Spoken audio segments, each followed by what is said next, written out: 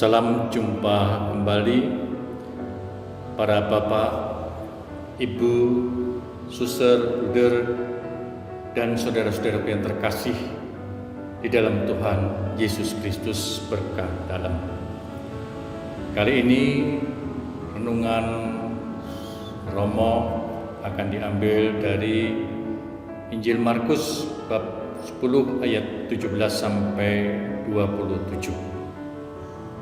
Yang mana dalam Injil ini dibicarakan dua hal. Yang pertama yaitu bicara tentang seorang yang kaya yang tidak mampu menerima tantangan Yesus untuk menjadi muridnya. Yang kedua, bahwa peristiwa ini juga merupakan kesempatan pada Yesus untuk menegaskan kepada murid-muridnya bahwa sulit sekali bagi orang kaya, bahkan setiap orang, untuk masuk dalam kerajaan Allah. Tapi bagi Allah tidak ada yang mustahil. Baiklah, Romo akan mulai refleksi teologis ini. Pertama-tama Romo ingin mengatakan bahwa setiap manusia menginginkan hidup kekal karena mereka ingin hidup bahagia selama-lamanya. Dan pasti juga bagi orang yang kaya karena mereka juga mau menikmati kekayaannya untuk selama-lamanya. Tapi manusia pada saatnya akan mati. Hidup kekal yang bahagia itu tidak ada di dunia ini, karena kebahagiaan di dunia ini sifatnya sementara. Hidup kekal yang bahagia itu dialami sesudah kematian. Nah, apa yang harus diperbuat oleh manusia untuk memperoleh hidup yang kekal? Hidup kekal itu hidup bersama Allah Bapa. Setiap orang tahu. Si kaya pun juga tahu apa syarat untuk memperolehnya. Paling tidak hidup baik dalam tanda petik.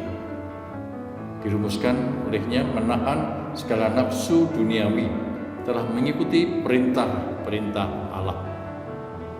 Apakah si kaya itu belum puas dengan hidup baik yang sudah dia lakukan?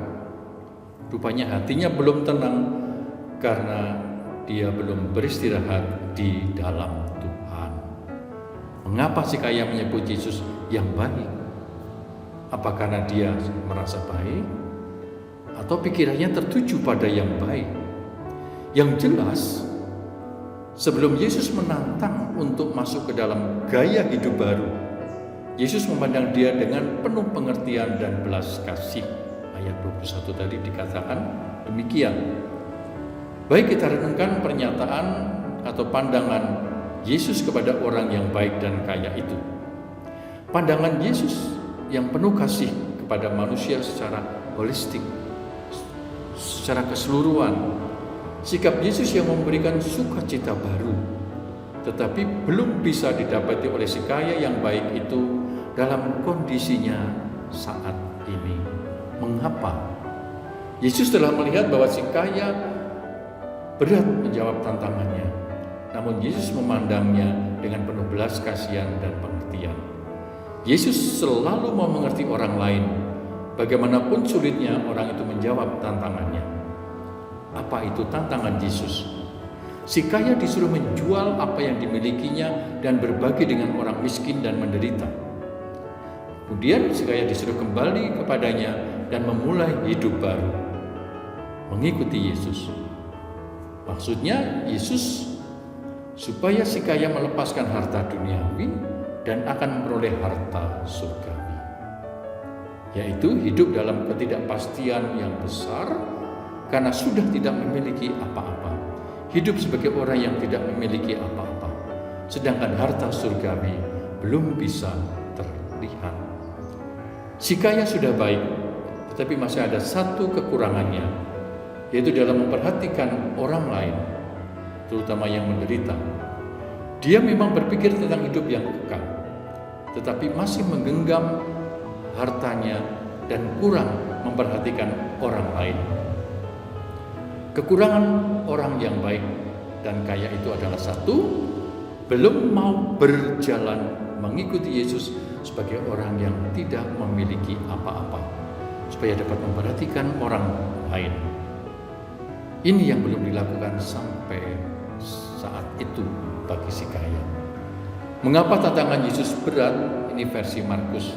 Beda dengan versi Matius yang mengatakan, jika engkau mau sempurna, bla bla bla bla bla bla bla.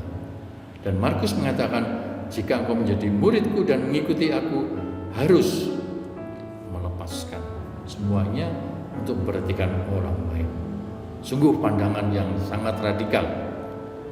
Apakah tidak bisa 50-50? Ya sudah, dijual separuh saja hartanya, seperti juga para wanita dan para murid yang mengikuti Yesus dengan kekayaan mereka. Intinya, Markus mau menekankan bagaimana hidup menjadi murid Yesus atau kemuridan. Hidup seperti Yesus. Ku mau sepertimu, Yesus. Bagi kita manusia yang lemah dan berdosa, pandangan Yesus itu radikal. Tetapi begitulah sebenarnya bagi mereka yang mau hidup bagi Allah. Jadi sulit menjadi muridnya. Bisa-bisa kita putus asa. Lalu sejalan dengan apa yang dikatakan para murid dan juga orang-orang pada zaman Markus dan Yesus waktu itu. Jika demikian, siapa yang dapat diselamatkan kalau syaratnya seperti itu? Pasti sedikit. Kalaupun bisa, itu pun karena kekuatan Allah.